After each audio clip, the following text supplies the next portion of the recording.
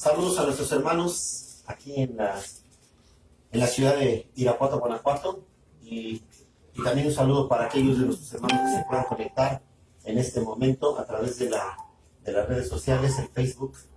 Sí, le damos la bienvenida en el nombre de Yeshua HaMashiach. Vamos a estudiar la palabra de Dios y vamos a estudiarla de tal forma que podamos entender algunos principios de lo que Dios nos quiere enseñar en esta hermosa tarde para la gloria de Dios. Vamos al libro de Éxodo capítulo 30. Éxodo capítulo 30, del verso 13 en adelante.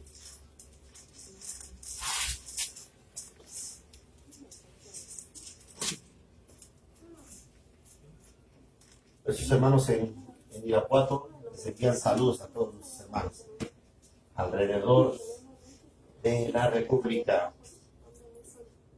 Muy bien.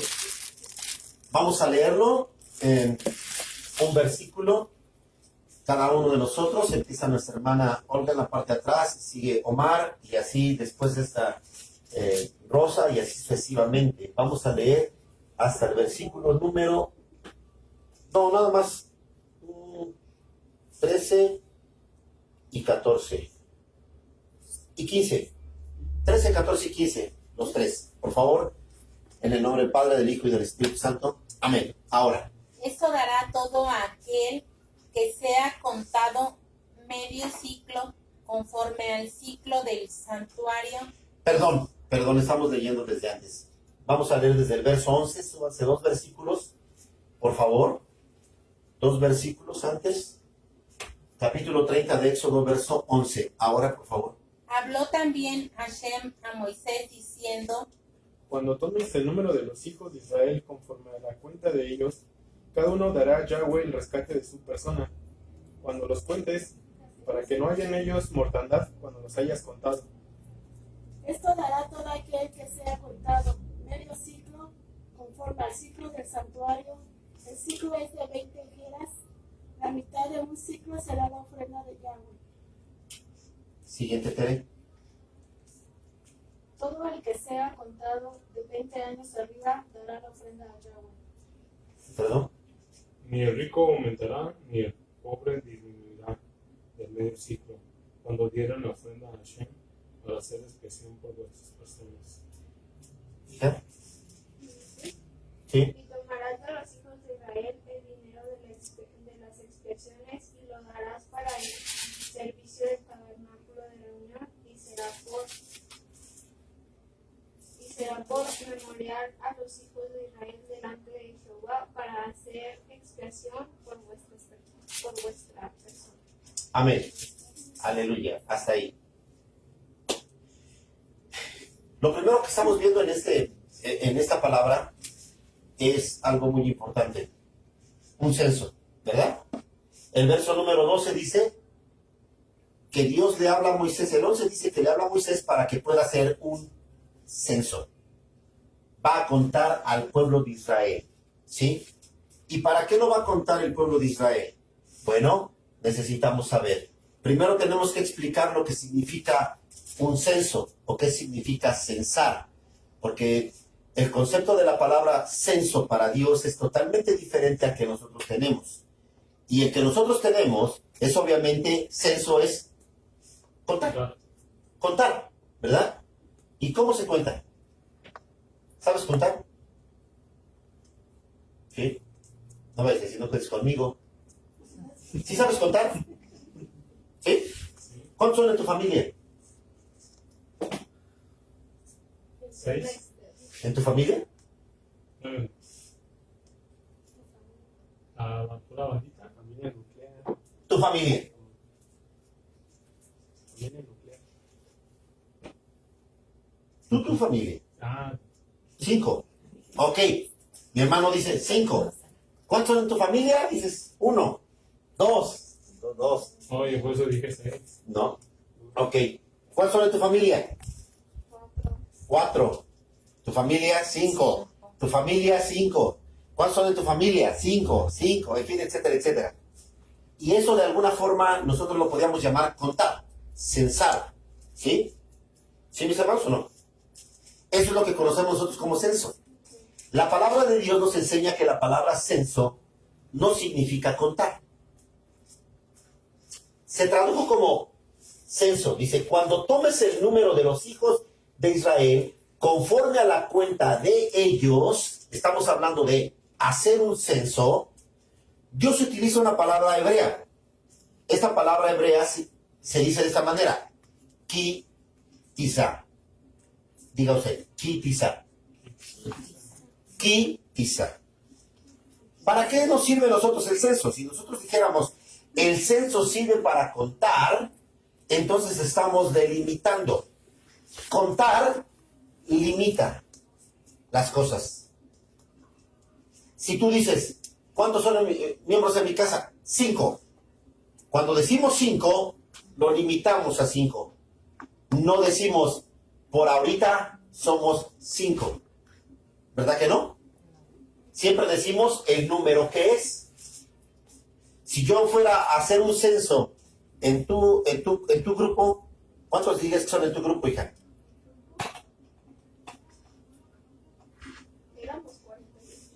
Escuchen esto. Censo. Éramos 48. Pero después de un tiempo, ahora cuando ella regrese a su escuela, a sus clases presenciales, ella sin darse cuenta va a tener que hacer un censo y darse cuenta si siguen los 48 o menos de los 48. ¿Se da cuenta? El contar, el hacer un censo da límite y también causa que pueda menguar las cosas. Lo que hace nuestra población o nuestros gobiernos, censo, es para saber cuántas personas existen, hay límite, pero cuántas personas han partido, han perecido, ¿sí? Entonces de esa manera dicen cuántas están vivas y cuántas no, pero de todos modos en cada familia hacen un conteo y cuando hacen un conteo están haciendo delimitación, ¿ok? Aquí la palabra de Dios nos enseña que hubo 2 censos en la palabra del Señor, o hubo 2 censos en la historia de Israel. ¿Se acuerdan ustedes del libro de Éxodo cuando salieron de la tierra de Egipto? ¿Sí? ¿Se acuerdan cuántas personas dice la Escritura que salieron de Egipto?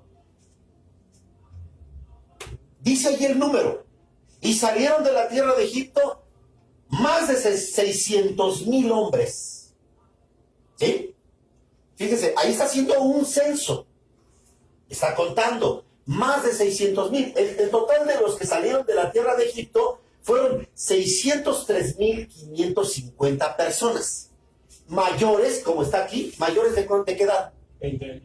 Mayores de 20 años, mayores de 21 años, dice aquí. Entonces fueron censados, contados. ¿Ok? Perfecto. Si yo te dijera a ti, como padre de familia, te dijera, hazme un censo de tu casa, ¿qué crees que te estoy diciendo? ¿Seguro? Sí. Seguro. A empezar, que nos cuente. ¿Qué más? Si yo te dijera a ti, hazme un censo de tu familia, ¿qué te estoy diciendo? Si yo ya conozco cuántos miembros tienes de tu familia.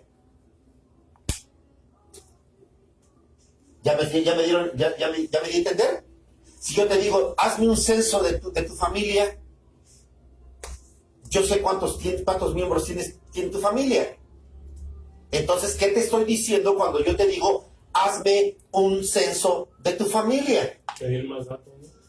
Pedir más datos. ¿Qué más datos te estoy pidiendo? Ok. Nosotros estamos en familia y conozco la edad de tus hijos, cada uno de ellos, no conozco la edad de tu esposa, pero me lo puedes decir, y conozco la edad de su esposa, conozco tu edad, conozco la edad de mi hermana, conozco la edad de su esposo, conozco la edad de sus hijos. Ya estamos viendo que los datos más relevantes no les estoy pidiendo. Cuando yo te digo, hazme un censo, un conteo de tu casa, la palabra es la palabra kitizá. Y no te estoy pidiendo que me digas el número ni los datos que ya conozco. Te estoy pidiendo algo más del conteo de tu casa. ¿Qué me podrías decir de tu hija mayor?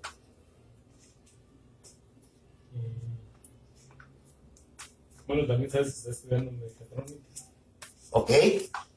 Chequen eso. Ya no le estoy pidiendo un número, ¿verdad que no le estoy pidiendo un número? ¿Qué le estoy pidiendo a mi hermano? Datos. ¿Pero datos de qué? ¿Datos de qué?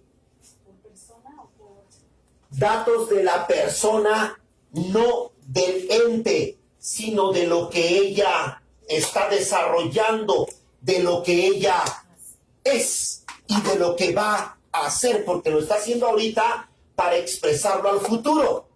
Entonces quiere decir que cuando Dios está pidiendo un censo aquí en la palabra de Dios, no está pidiendo que le contemos cada persona de las que somos. En otras palabras, si a mí Dios me dijera, hazme un censo de tu iglesia o de la comunidad que tienes en tus manos, yo no le diría, Señor, son 500 o son 600 o son 800. Yo no le voy a decir eso. Solo 100. ¿Solo 100? Dice, somos 100. No, yo no le voy a decir eso, porque yo le pregunto a usted, ¿Dios no sabe cuántos somos? Sí. ¿Dios no sabe cuántos eran los que estaban ahí? Sí. Entonces, ¿qué significa la palabra kitizá? Bueno, ok. Aquí dice la Escritura que en este momento, cuando Él empezó a contar, si seguimos leyendo, la palabra del Señor me dice que en total fueron 601,750 hombres mayores de 21 años. Saquen sus calculadoras. Quiero sus calculadoras, por favor. Rápido. Su teléfono y su calculadora. Rápido. Dice mi hermano, yo tengo la mente. A ver si es cierto. Dime cuál es la diferencia entre cuando salieron de Éxodo, de Egipto, que fueron 603,550 hombres mayores de 21 años, a el censo que está pidiendo aquí, que les dijo, Kitizá, hagan un censo y díganme quiénes están, que fueron 601,750. No, 730. 601,730. ¿Cuál es la diferencia? 1820. 1820. ¿Estás seguro? ¿Sí?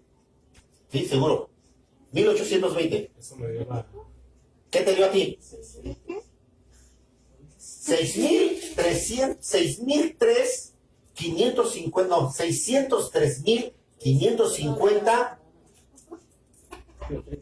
menos o más, como tú lo quieras poner, 601,730. Y te sale exactamente la cantidad que está diciendo mi hermano. 1820. Y usted va a decir, ¿qué tiene que ver esto?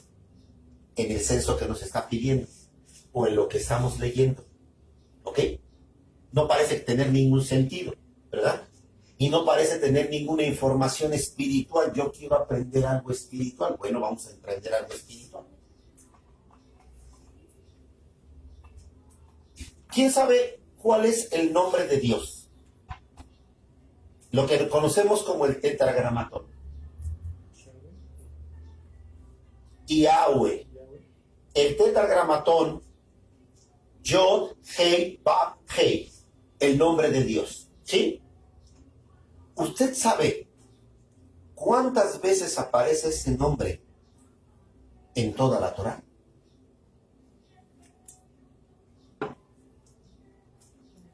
Imagínese usted, ¿cuánto aparecerá? Ese nombre, el tetragramatón, Yod, Hei, Bab, Hei.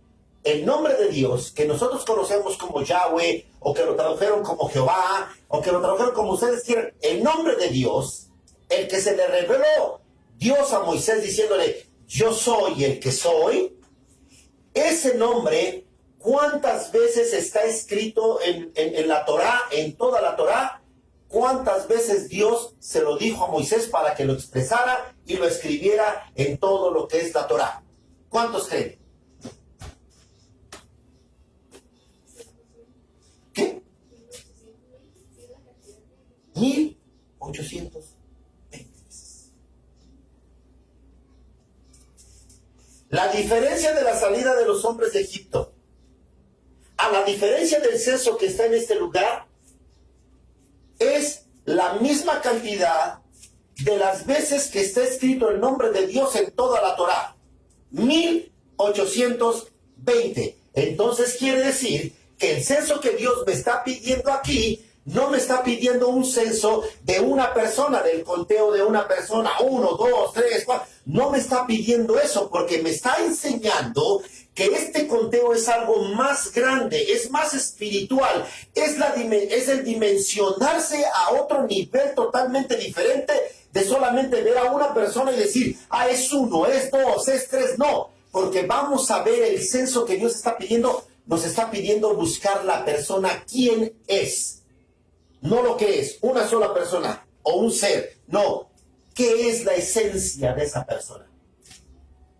¿Y por qué 1820 la diferencia entre el primer censo y el segundo? Porque la esencia de Dios en esta parte escritural, en el capítulo número 30 al capítulo número 34, que es la parte que se llama la Parashá de Kititza, tenemos una parte importante donde Moisés se aparece con Dios. Esta es la segunda vez que Moisés va a subir al monte Sinaí, o va a subir al monte, porque aquí no recuerdo si es el monte Sinaí, pero va a subir al monte a recibir la ley de Dios. Y es cuando Dios se le aparece a Moisés y dice que solamente ve sus espaldas. Y entonces él empieza a proclamar, dice, Dios grande y poderoso, terrible, fuerte en batalla, lento para la ira. Que no es lento para la ira, porque la palabra ira no tiene que tener connotación con Dios. Dios no tiene nada que ver con la ira. Es paciente. La palabra es paciente. No es la traducción lento para la ira. Ahí yo sé que ahí en las escrituras dice lento para la ira. No es lento para la ira el Señor. El Señor es paciente. Es misericordioso. Es poderoso. Y ahí empiezan a salir. ¿Saben cuántas cualidades sale de lo que es Dios? 13 cualidades de lo que significa que es Dios. 13 cualidades que Dios puso en su nombre Yahweh. ¿Por qué Dios está pidiéndonos un censo? Y solamente para esto quiero que decirles algo de lo que dice aquí de la palabra del censo. Dice que cada una de las personas, si yo sé que tú eres 1 y tú eres 2, y tú eres, ¿por qué el Señor dice, vas a tener que pagar? ¿Cuánto? ¿Cuánto pidió por pagar? ¿Un ciclo? Menos. Medio ciclo. Medio. Dice, la mitad de un shekel. ¿Para qué? Primero, escuchen esto. Primero el Señor dice, yo quiero censarlos porque si no se dejan ustedes que yo los cense o que yo haga un conteo sobre ustedes, quitemos la palabra conteo, si ustedes no me dejan ver quiénes son, qué son, va a haber en ustedes ¿qué? Mortandad, van a morir. Ojo con eso. Dice la Escritura que si los jóvenes de aquel entonces no se permitieron presentar ante Dios, para presentarse no como 1, como 2 o como 3, sino para presentarse quiénes son y qué son, entonces la palabra del Señor dice que entonces iba a haber sobre ellos mortandad. ¿Si es explícito eso o no? No me entienden. ¿No? ¿No? Ok, perfecto. Vamos a decirlo de esta manera. En un momento dado, sabemos que somos miembros de una comunidad, somos miembros de una iglesia. Pero no los conocemos todos los miembros de la iglesia. ¿Ustedes conocen a todos los miembros de la iglesia? ¿Cómo se llaman? ¿Quiénes son? ¿Qué hacen? ¿Cómo piensan? ¿Cómo sienten? ¿Sí? ¿Los conocen? No. Saben que existe, que está ahí, ¿verdad? Te cuenta de uno, ¿verdad? Uno ahí. ¿Pero los conocen? No. Entonces, ¿qué nos da a entender esto? El censo es, vas a contarlos para que ellos se presenten y puedan mostrar ante ti, ante el pueblo y delante de Dios, quiénes son y qué es lo que ellos elaboran. Como si mi hermana se parara y dijera, yo soy Teresa Medina Talco, hago esto, soy aquello, ta. me gusta esto otro, me gusta así y así. ¿Y qué está haciendo? Se está presentando tal cual es, pero no solamente lo que nosotros alcanzamos a ver, sino se está presentando y está abriendo su corazón para que nosotros podamos ver quién realmente es. ¿Sí me entendí o no? ¿Sí me di a entender o no? O sea, nosotros conocemos a nuestra hermana Blanca Estela, ¿sí? Pero ¿ustedes saben realmente quién es ella? Sí, claro, Medina de Rebeca. Ok, fíjense, estamos hablando de uno, ¿sí? Es hija de Manuel Medina y Gabriela Carpio, sí. Pero ¿sabes realmente quién es?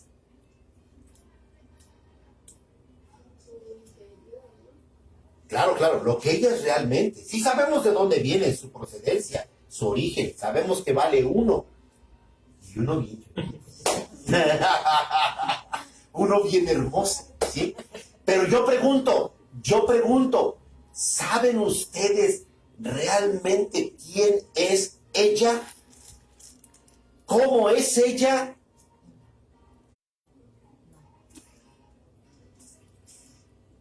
Uno con cara de hombre.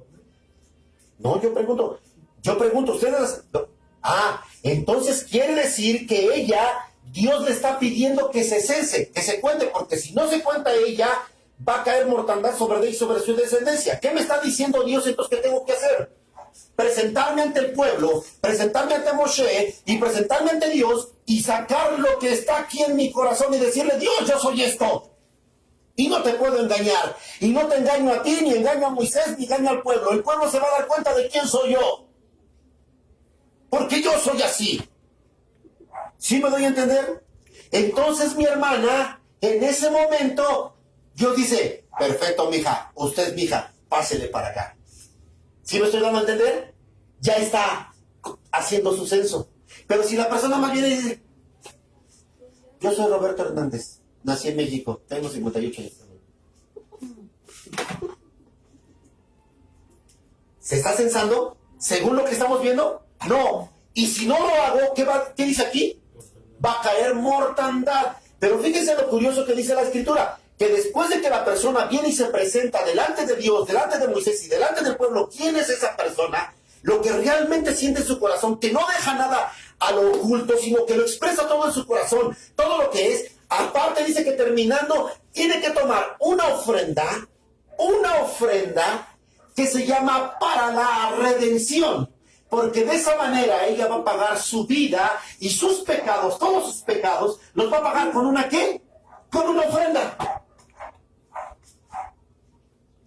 Ese se llama el pago de redención. ¿Sí? Y de esa manera ella va a encontrar ¿qué?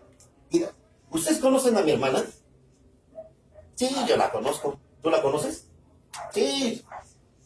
Nacida allá en el huevo, en fin, etcétera, etcétera. La pregunta es, ¿pero realmente conocen a mi hermana, lo que hay en su corazón? Lo que es que nos parecemos y que no lleguemos como queriendo imitar algo. Que no aparentes lo que no eres. Tú vas a ser contada delante de la presencia de Dios cuando abres tu corazón para que le muestres al mundo entero quién eres y lo que eres. Lo que es realmente aquí en tu corazón. Ese es el verdadero conteo. ¿Y por qué estamos hablando del conteo? Porque eso no te lleva a limitarte. Eso te lleva a dimensionarte más arriba. ¿Por qué? Porque si estoy diciendo que hay una diferencia de cierta cantidad de números, que es el número del nombre de Dios, y si Dios tiene 13 cualidades que tiene Él manifestadas para el pueblo, entonces quiere decir que la persona que se presenta ante Dios y dice, Dios, yo soy esto, Dios pone su nombre sobre su cuerpo y esta persona empieza a expresar las 13 virtudes de Dios. Si Dios es misericordioso, ¿qué empieza a expresar esta persona? Misericordia. Si Él es me causa problemas poder decirlo, lento para la ira, que eso no es la traducción correcta. Si no es paciente, ¿cómo va a ser la persona que se presenta ante Dios y abre su corazón diciéndole yo soy así? ¿Cómo va a ser la persona? paciente. Si es clemente Dios, esa persona va a ser clemente. ¿Sí me lo estoy dando a entender? ¿Por qué? Porque cuando... ¿Qué te hace? Vamos a decirlo así. Hay una imagen de un censo que se hace en este tiempo, en el tiempo de la Cuaresma. La Iglesia Popular hace un censo cada miércoles o un miércoles cada año para ver sus fieles y van haciendo conteo. ¿Y qué hacen? ¿Y qué ponen?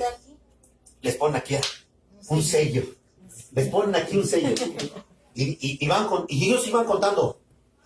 1. Y esas personas no les da vergüenza mostrar sus sellos. Es más, hasta se sienten ufanos, orgullosos, se sienten de andar por la calle y hasta si son copetonas, se levantan el copete así para que se vean aquí el sello que les ponen. Y andan en la calle así mostrándoles bien orgullosos. Para que vean. ¿Qué está demostrando esa persona? ¿Quién es? ¿Se dan cuenta? Está demostrando a la persona quién es. Esta persona está haciendo un censo literal y está demostrándonos a nosotros quién es esa persona. Que esa persona sirve, que esa persona adora, que esa persona está pegada, que esa persona está dispuesta a dar su vida por esa marca que le pusieron en su frente. ¿Cierto o no? ¿Sí o no? Cuando tú vienes a este censo, Dios hace exactamente lo mismo. Tú abres tu corazón, le muestras a Dios, al líder y a todo el pueblo quién eres. Y cuando Dios ve que estás sacando en verdad lo que realmente está en tu corazón, quién eres tú, entonces Dios pone su nombre en tu frente.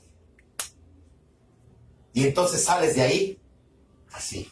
Porque ahora vas a expresar con este sello del nombre de Dios, vas a expresar las cualidades de aquel que tú le estás diciendo, este es mi Dios.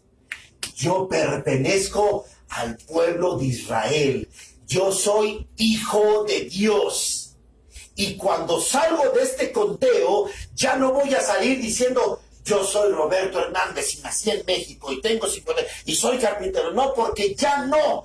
Dios dice, eso ya pasó, es lo natural. Ahora eres hijo de Dios. Y ser hijo de Dios está por encima de ser Roberto, de ser tal, de ser esto. Está por encima de ser carpintero. Tú ahora eres hijo de Dios y vas a expresar las cualidades de lo que es ser un hijo de Dios. ¿Y cuáles son esas cualidades? Las que están ahí. Búscalas, por favor, Blanca Estela.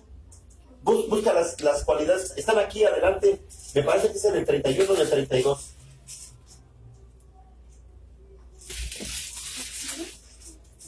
Pero ahí están las cualidades. Dije Blanca Estela. No le dije a todos, se pusieron a buscarlas. ¿Sí? ¿Qué quiere decir esto, mío? ¿Qué significa verajá? La palabra verajá. ¿Qué significa? ¿Saben lo que significa la palabra verajá? Bendición. ¿Y qué significa bendición? Que sería lo contrario de un censo normal. ¿Qué significa la palabra bendición? Todos queremos bendición. Yo quiero que Dios me bendiga. ¿O quién no le ha pedido bendición a Dios? ¿O quién no le ha pedido una bendición al patrón, por ejemplo, ¿no? Patrón, bendíceme. Ya trabajé, ahora bendíceme, ¿no, patrón? O patrón, préstame, es una bendición, ¿no? O esposo, dame, es una bendición. O papá, dame. O mamá, dame, es una bendición. ¿Sí? Estamos hablando de una bendición. ¿Qué significa una bendición? Recibir algo. ¿Pero qué significa, un regalo? ¿Pero qué realmente significa bendición? No solamente es un regalo. En otras palabras, esto podría ser un regalo. ¿Sí? Sí, podría ser un regalo. Yo podría decir a mi hermana, te doy una bendición. ¿Sí? Y ese sería un regalo. Pero yo pregunto, ¿realmente es una bendición? Por un instante. Porque mientras lo tiene, mientras lo limpia y mientras se lo come, fue una bendición. Pero dentro de una hora que ya se lo comió, ¿qué pasó con la bendición? Se acabó la bendición. ¿Sí? ¿Sí, mis hermanos? Entonces quiere decir que realmente no fue una bendición, fue una provisión. Y entonces, ¿qué significa una bendición? Ah, bendición significa esto. Significa esto. ¿Qué más? Que es constante, ¿qué más? ¿Y cómo dice que está nuestra copa rebosando? ¿Y cómo dice Dios que nos llena hasta que sobra? ¿Y qué? Y abunda. Pero pregunto, cuando sobra y abunda, ¿el Señor deja de dar? No, ¿verdad? Entonces, ¿no hay qué? No hay límite. Entonces quiere decir que una bendición es algo que está fluyendo constantemente, constantemente. ¿Cómo qué podríamos decir que es una bendición ahorita para nosotros? ¿Qué es una bendición? No era para ti. La bendición fue para ella. A ver, díganme ustedes, ¿qué es una bendición ahorita? El oxígeno. El respirar, no el oxígeno, el respirar. Es constante, fluido. Ahora imagínense si ustedes dijeran, yo tengo que aprender a respirar. Y que de repente estamos aquí platicando y yo de repente hago así, es que se me olvidó decirle a mi cerebro que respirara. Es natural, ¿verdad? ¿Es natural o no? No tengo que pensar en nada para poder hacer algo. Pregunta, hay cosas que Dios nos regaló, Dios nos puso cosas en nuestra vida que no tenemos que hacer nada, como el respirar. El respirar no tenemos que hacer nada. No tenemos que pensar si tenemos que respirar. No tenemos que pensar si vamos a dormir en respirar. No tenemos que decir, es que primero se hace de esta manera y por la nariz, y luego se exhala de esta forma, y luego hace más para atrás porque salpicas. Y no, ¿verdad, mis hermanos? No tenemos que hacer nada de eso. Simplemente, naturalmente empezamos a respirar. Y esto es fluido, constantemente. No hay una detención. Esa es una bendición. Quiere decir que las bendiciones están expresadas y están puestas no simplemente para un instante, sino para sostener ¿qué? La vida. La vida. La verdadera bendición es la que sostiene la vida. Pregunta, ¿qué tenemos que hacer para que este cuerpo siga vivo? Aparte del respirar. Comer. Y pregunta, ¿qué tenemos que hacer para comer? Trabajar. Trabajar. ¿Y por qué para sustentar este cuerpo tenemos que trabajar? Si los animales no trabajan. Que luego te los comes. Y luego te los comen. Y lo más curioso, los animales comen cosas verdes. Y esas cosas verdes a esos animales, ¿qué les hace a esos animales? Los pone bien gordotes, para que tú después te los comas bien sanotes y bien lo verde. Pero yo pregunto, tú no trabajes para comer y vete como los animales a comer puro verde, ¿qué va a pasar? ¿Qué va a pasar? Qué curioso que Dios puso para los animales que no trabajen, que para que sustenten su cuerpo coman cosas verdes, y esas cosas verdes, hierbas, los pongan bien gordotes, bien fuertes, y que tú, que eres el ser humano a imagen y semejanza de Dios, tengas que trabajar como negro para comer y poder sustentar este cuerpo. Pero porque si comes como los animales, puras cosas verdes, te mueres. ¿Sí o no? Van a decir, no, hermano, estás equivocado porque los veganos sí comen puras cosas verdes. No es cierto. Los veganos no comen puras cosas verdes. Porque también comen fruta, comen... Y eso no es verde. Tienen diferentes colores. Entonces quiere decir que no comen solamente cosas verdes, o sea, pura hierbita. ¿Sí, mis hermanos? Porque si los veganos comieran puro vegetal, o sea, puras cosas verdes, se morirían.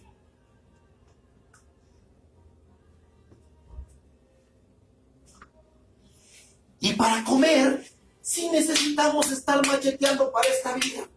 ¿Y cómo nos cuesta trabajo trabajar? ¿Y cómo nos cuesta trabajo ganar dinero? ¿Para qué? Para sustentar esta vida. Y para poder comer un pedazo de filete, o un filete de un animal que comió cosas verdes, pero que a nosotros no nos hace provecho, pero el animal ya le dio mucho provecho, mucha proteína, y nos comemos el bistec. ¡Ya, gloria a Dios! Cuando comemos después de trabajar diciendo, volvieron mis fuerzas, pero qué trabajo tuve que hacer para poder recibir esto. Y eso lo tenemos que hacer cada cuando. Todos los días de nuestra vida. Como el respirar. Quiere decir que esto es un trabajo, el trabajo es constante y es una bendición.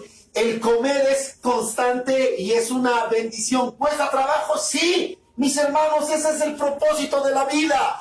El adorar al Señor es el alimento espiritual, el presentarte ante Dios para hacer un censo. Es la cuestión espiritual a donde tú tienes que quitarte todo tu ego, someterte a la presencia de Dios y poder trabajar en ello, pero nos da pena y no queremos trabajar, no queremos hacerlo constante porque no nos gusta la vida. Es demasiado fuerte para nosotros, es demasiado angustiante o demasiado difícil para nosotros. ¿Sí me estoy dando a entender o no? ¿Sí o no?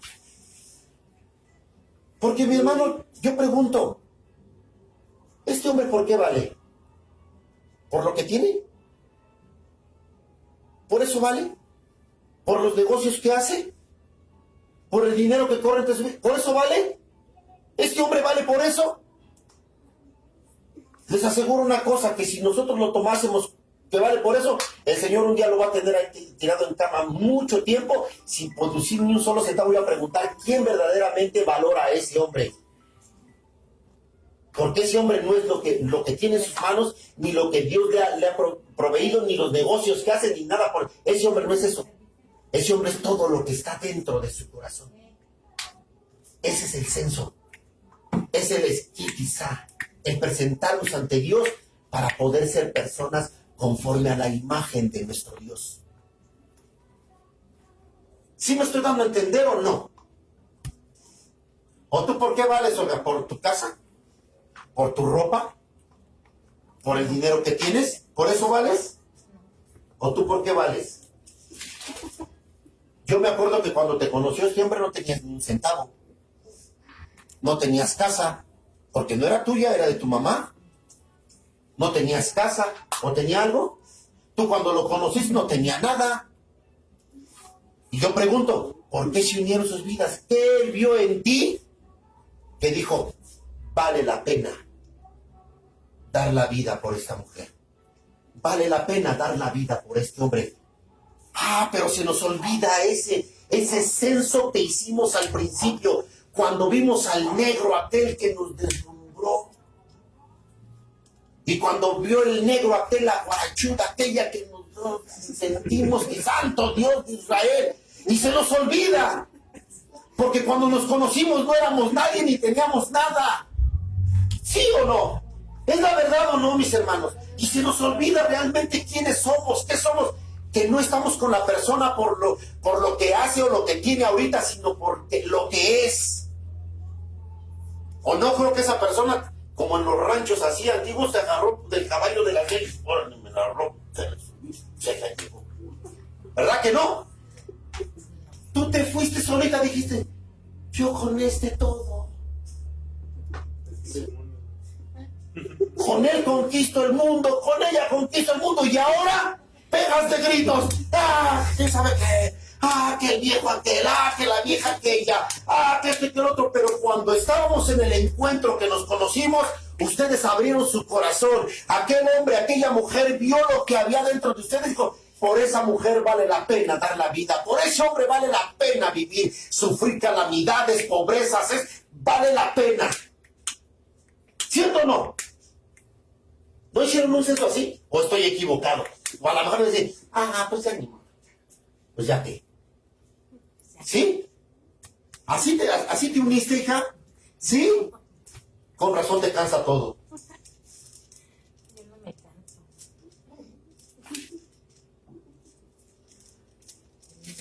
Hacemos un censo y Dios nos unge con su nombre, con su gloria. Dios nos unge con su presencia, con sus virtudes, con sus atributos. Y yo le pregunto, ¿para qué Dios nos bendice con tantos atributos, con tanta bendición y con tanta gracia? ¿Para qué crees que te bendice el Señor así? Porque su gloria todos los días de la vida la tienes. ¿Para qué crees que Dios te bendice con su gloria? Tienes unción. ¿Para qué crees que Dios te bendice con su unción todos los días de tu vida?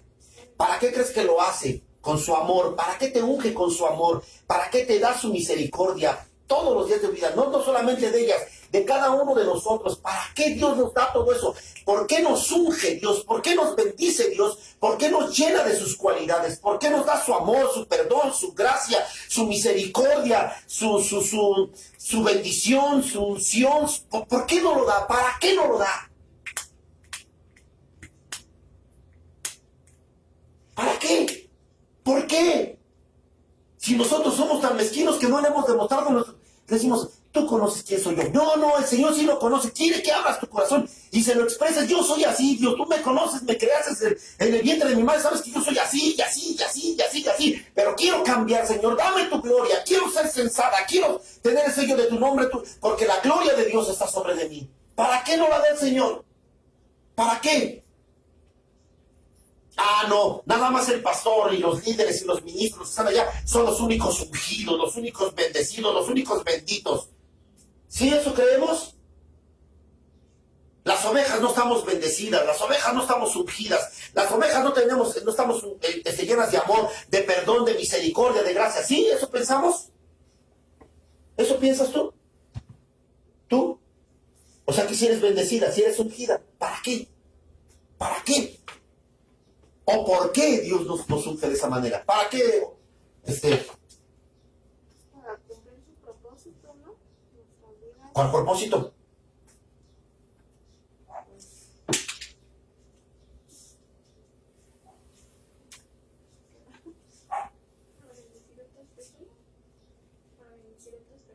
Para bendecir a otras personas, muy bien, sí. Que es más o menos lo que dice ella, pero nada más que tú le dices más profundidad. Ella dijo, ¿para qué? Para cumplir el propósito de Dios. Y tú dices, para bendecir a otras personas. Muy bien, es el propósito de Dios, bendecir a otras personas. ¿Qué otras personas? Se los pongo de esta manera. Chequen esto.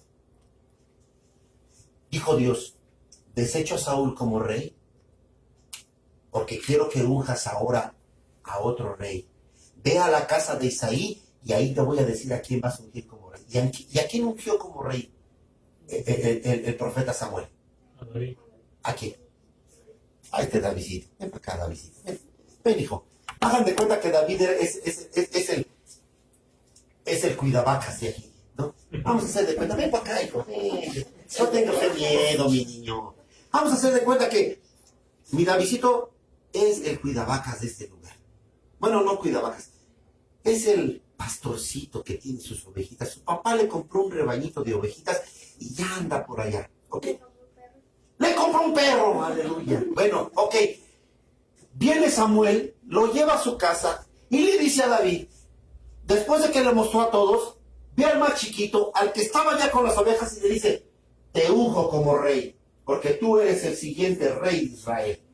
Pregunta, después de que lo ungió a David, ¿David se fue al trono de Israel y empezó a gobernar? No. ¿O a dónde se fue? Su rebaño otra vez. Su rebaño, ¿no? Otra vez. Pregunta, si se regresó a su rebaño, él se sintió decepcionado porque no podía adorar a Dios como rey, porque no podía servir a Dios como rey, porque no podía estar sentado en el trono como rey. Yo no estoy ungido, no le creo al profeta, porque el profeta me ungió como rey Y yo pensé que en el momento en que iba a ser ungido como rey, mi vida iba a tener una explosión y todo iba a cambiar. Y ya no me iba a ir con las vacas, ya no me iba a ir con los borregos, ya no iba a ir ahora me iba a ir acá a los palacios y iba a ir para allá. Porque lo quiero como rey, ¿verdad? Pero ¿a dónde lo envió Dios? ¿A dónde? Lo mandó otra vez a las ovejas, allá a la soledad y a la suciedad de las vacas y de los borregos, ¿sí o no?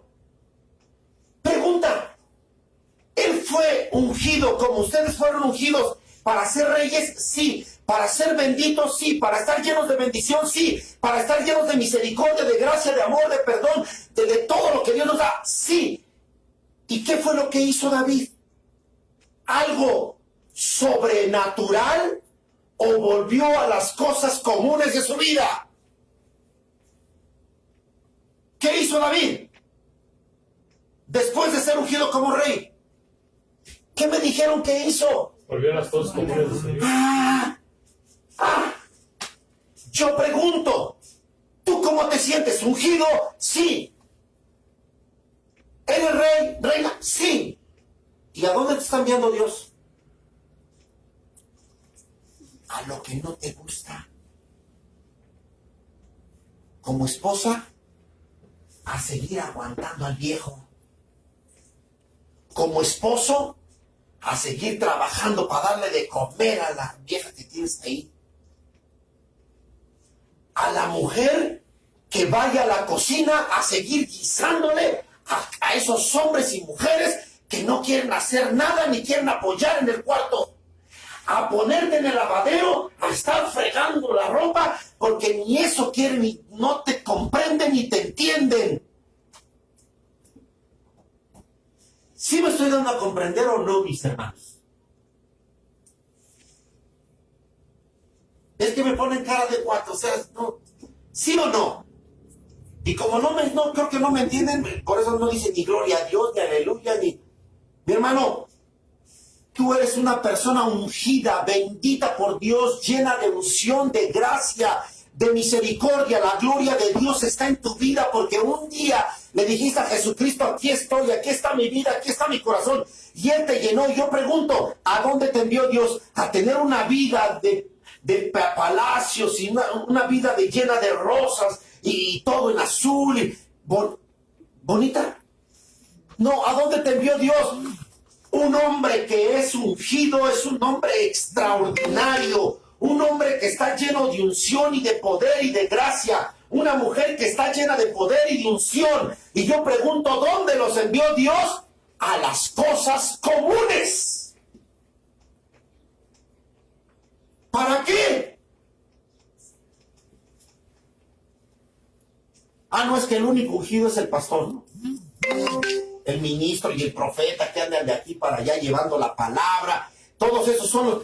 No, mi hermano, tú también eres un ungido de Dios, un portento de Dios, un hombre y una mujer que llevan el poder y la gracia, el amor y el perdón de Dios, pero que Dios nos está llevando a que sean fieles en las cosas comunes, porque un día van a transformar las cosas comunes en cosas extraordinarias. ¿Sí me estoy dando a entender, mi hermano? El esposo va a transformar a la mujer de una mujer común en una mujer extraordinaria. La esposa va a transformar al hombre. Sí, obviamente, si él sí quiere. Porque tú haces lo que esté en tu corazón, en tu vida, y tú vas y sirves, porque dice la Escritura, no le estás sirviendo al hombre, no le estás sirviendo a la mujer, le estás sirviendo a Dios. Y si tú tienes esa mentalidad de un hombre ungido, que Dios te ha preparado como rey, no te preocupes.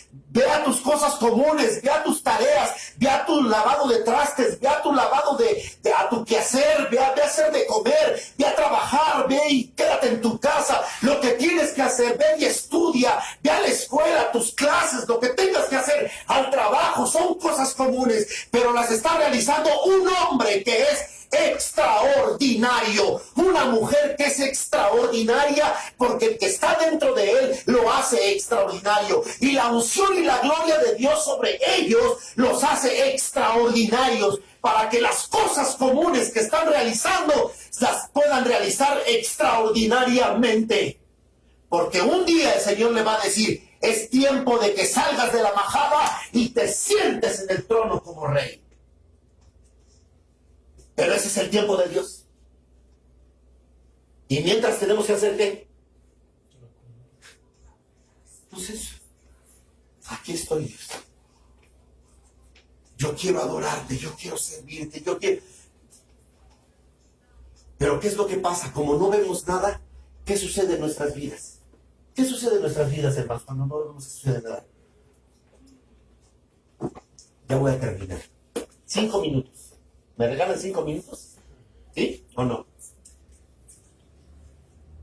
¿Qué sucede cuando no vemos las cosas que estamos anhelando en nuestro corazón? Nos desanimamos. ¿Y qué sucede cuando una persona se desanima y sigue viendo lo mismo y lo mismo y lo mismo? ¿Qué sucede en su corazón? Decepción. Se decepciona. ¿Qué más sucede en el corazón de una persona decepcionada? Se amarga. Se amarga. ¿Qué más hay en el corazón de una persona amargada? Todo lo que Dios le dio para hacer su obra, la obra de Dios, todo, que todo es su casa, el trabajo de su matrimonio, el trabajo de sus hijos, el trabajo fuera de su casa, el trabajo en la calle, todo eso es parte de la obra de Dios, pero no nos damos cuenta. Y la persona se amarga, la persona se entristece, la persona se hiere, la persona se empieza a tener un dolor tan grande en el corazón que siente que no tiene propósito en su vida, no sabe por qué existe, ni para qué existe.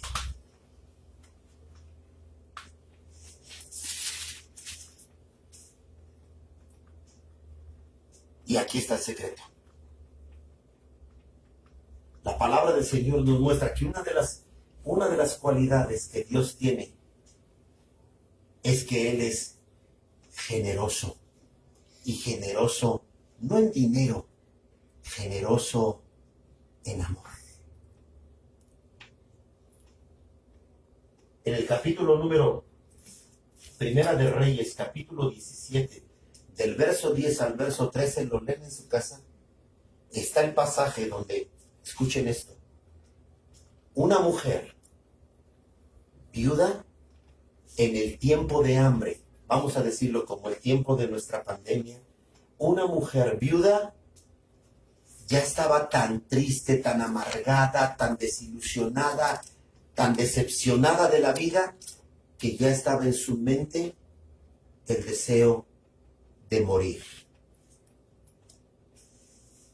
Esa mujer salió al campo con su hijo, solamente tenía un poquito de pan, un poco de aceite, y dijo, esa mañana, ese día, se levantó y fue y dijo, voy a ir a traer leña, hago las tortas con mi niño, y después de comernos lo último de harina que tenemos, ¿qué dijo la mujer? Nos vamos ¿a qué? A morir. ¿Se dan cuenta?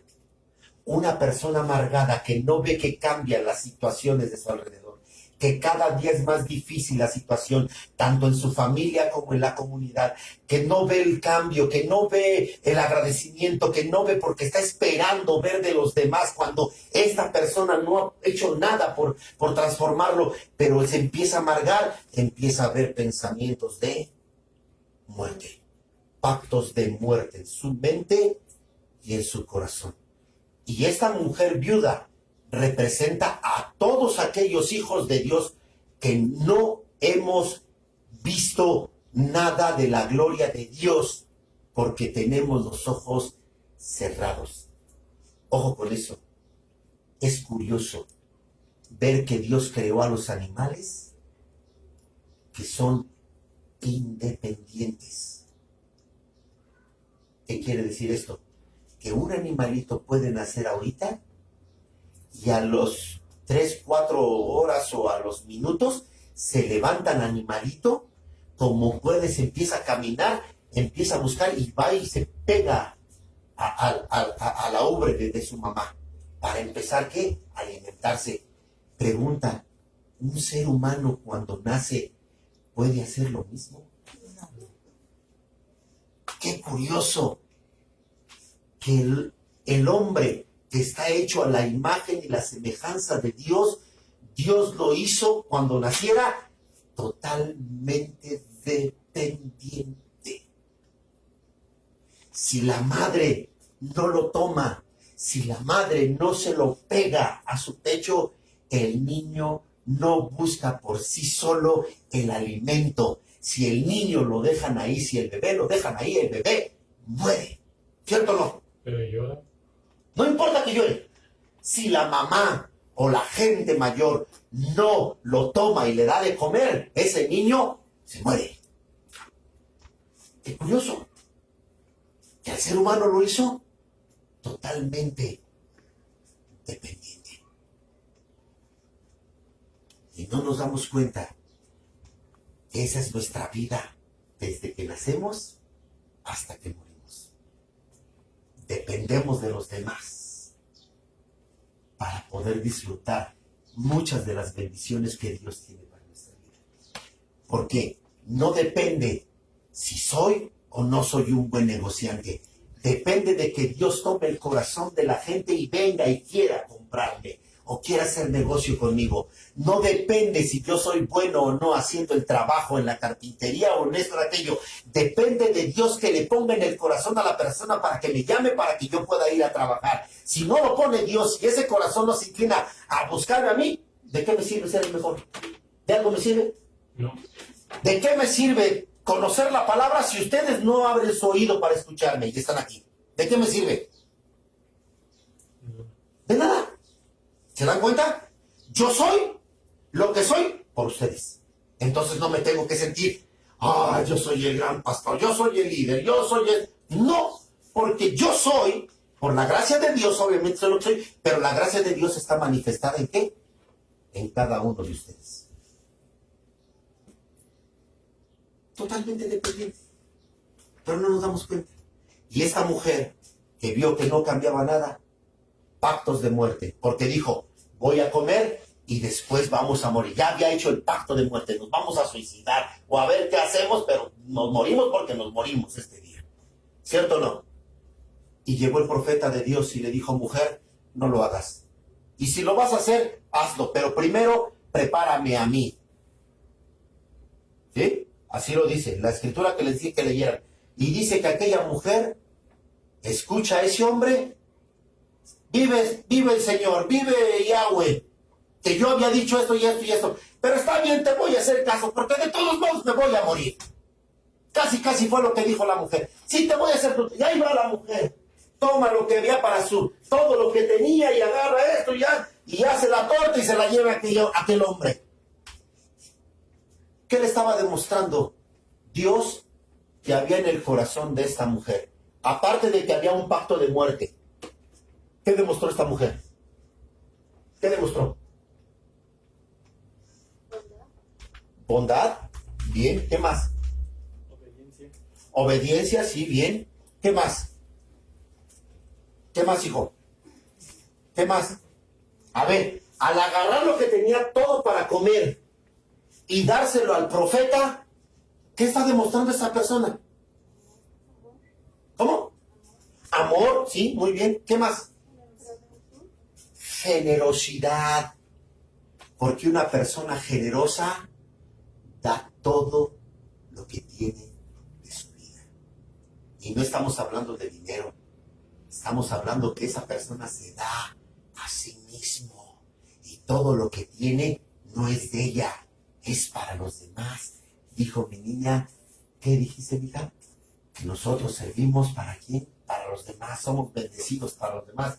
Esta mujer dijo, de todos modos me voy a morir. Así es de que toma, y aquí está. Y pregunta, ese acto de amor que fue manifestado a través de la generosidad, ¿qué causó en la mujer viuda de Sarepta? ¿Qué causó? ¿Que muriera? ¿Se dan cuenta? La depresión, la tristeza, la amargura, los deseos de muerte, quieres romper con todos ellos, hay dos formas de hacerlo. Número uno, memoriza la palabra de Dios. Número dos, sal a la calle y haz un acto de amor, de generosidad con la gente. Y cuando empieces a hacer los actos de generosidad con la gente, se van a romper en tu vida toda la tristeza, toda la amargura, toda la desilusión, todos los pactos de muerte van a terminar, porque entonces Dios va a hacer que en tu casa empiece a fluir la verdadera bendición, que es la vida eterna, y que no deje de fluir, porque tú eres el causante, no fue el profeta, porque el profeta solamente dijo, ¿verdad? Pero ¿quién fue la que realmente hizo el milagro y que causara que en esa casa no faltara? La viuda, que fue generosa al dar todo y hacer un acto de amor, y entonces toda su tristeza y su amargura se perdió, y entonces su casa se convirtió en un lugar donde fluía constantemente la bendición.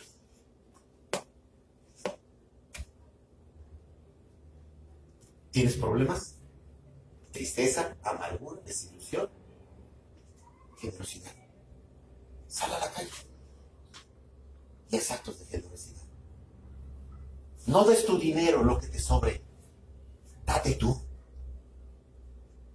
¿Sí me ustedes van a entender? La mujer, eso era lo que era ella. Ya está. ¿Tú tienes dinero? Gracias a Dios. Pero no des dinero. Date tú.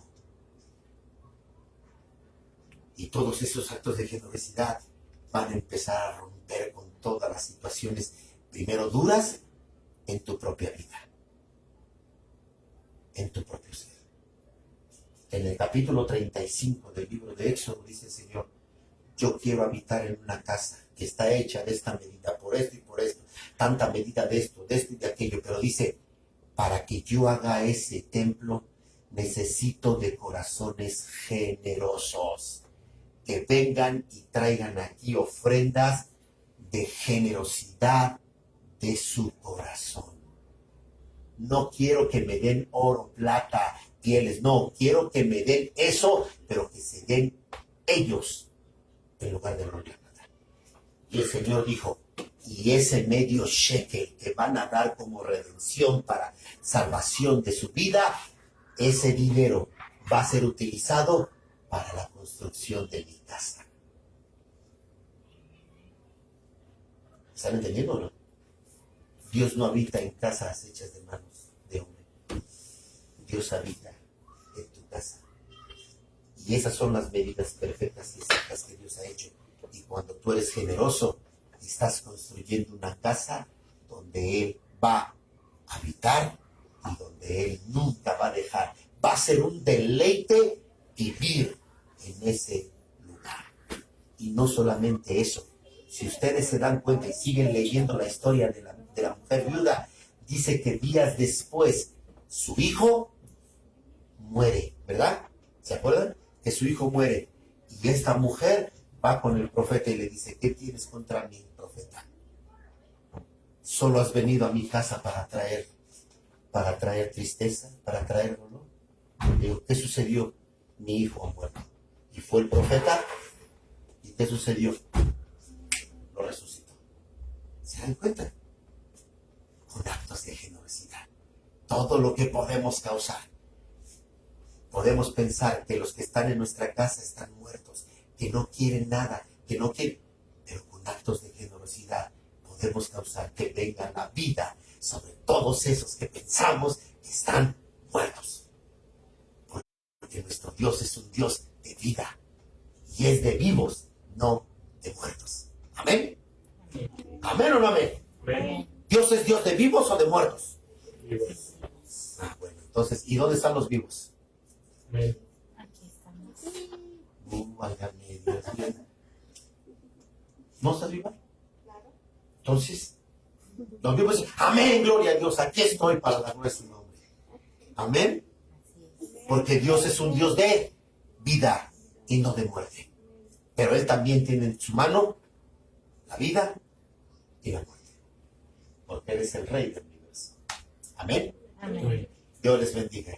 Gracias. Y gracias a nuestros hermanos que nos escucharon en el nombre de Jesús. Bendiciones para todos desde Irapuato. Shalom. Vamos a recibir, vamos a recoger nuestra ofrenda, hermanos. Aleluya.